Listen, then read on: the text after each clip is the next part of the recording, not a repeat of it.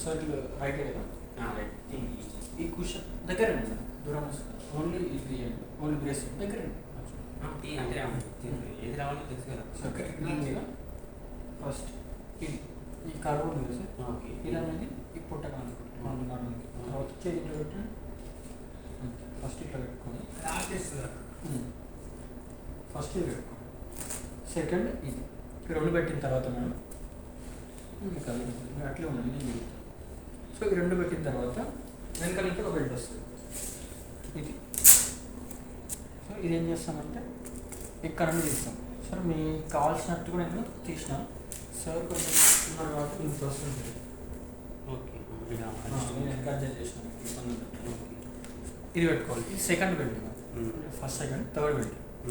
Fourth belt వచ్చేసి ఇది ఉంది కదా వెనకాల నుండి వస్తుంది. చేయాలి కదా దీంట్లో వేరే ఇట్లా వస్తుంది సార్.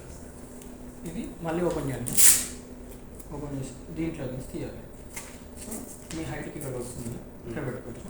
కొంచెం టైట్గా కావాలంటే పైకి కూడా పెట్టుకోవచ్చు. ఇది సో కంపల్సరీ పొజిషన్ అనేది మీకు ఇట్లా ఉండాలి సార్. ఇన్నట్టు ఈ పొజిషన్లో ఉండాలి. ఇట్లా ఉండాలి. ఇది స్ట్రేట్ ఉంది. ఇట్లా ఉంటుంది. సో ఇట్లా ఇది ఉండాలి. ఇట్లా ఉండకూడదు. అట్లా ఉండాలి. ఇట్లా ఉండాలి. ఈ హైట్లో ఉండాలి. కరెక్ట్.